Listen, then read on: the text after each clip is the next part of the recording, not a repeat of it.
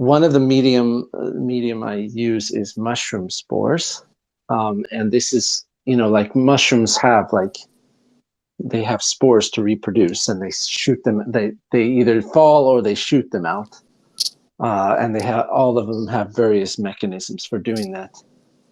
And at some point, like a year and a half ago, in the fall of 2021, I guess, somebody that I know on Facebook posted a spore print, and they just wanted to look at the spore print to identify the mushroom. And a spore print is just, you put a mushroom on a piece of paper, it drops its spores and makes a little circle, and you look at the color of them to identify it. But when I saw it, I was like, that's art. I can do art with this, And people do art with spore prints. And it's usually just people making circle art. It's just a bunch of colorful circles.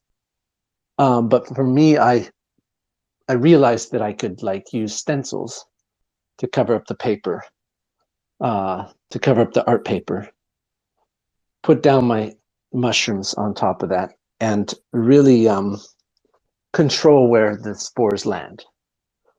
And so this particular piece is this one I did last year in the fall. And I waited a whole year thinking about doing it. This one was a year-long plan.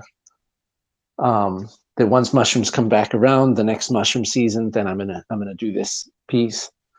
And I found a giant mushroom. So the hair is just one mushroom. It's just a regular spore print on black paper. And then I used a stencil to cover that and brush away where the face is. So I brushed away the spores from the face. And the spores they're just sitting there. They're like dust on the paper. They're not, they do get somewhat attached to the paper, but they don't really. I mean, you could just brush them off. And then I laid down the stencil for that. And then I put another mushroom on, these golden brown mushrooms.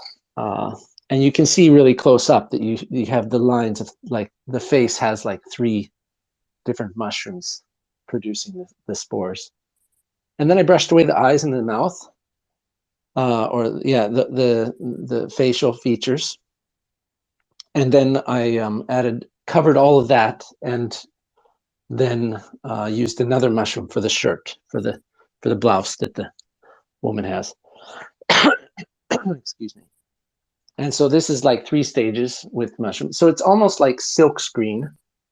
Imagine doing a silk screen where you have different layers of color, and you're putting the ink through different silk screen layers, right?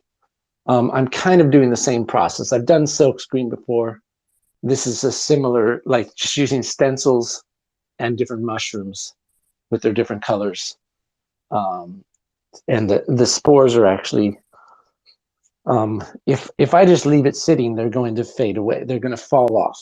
And in some cases, I have some pieces of art that the mushroom spores have fallen off of the piece, and it's no longer, it's no longer the art it was. And so it's very temporary. Nobody's doing this technique, and I'm sort of developing it and developing different ways to make it work, and different techniques for it, because sometimes the spores, they blow like in airflow, so you can direct the traffic of them, sort of. So I'm learning how to interact with them. So it's a fun process.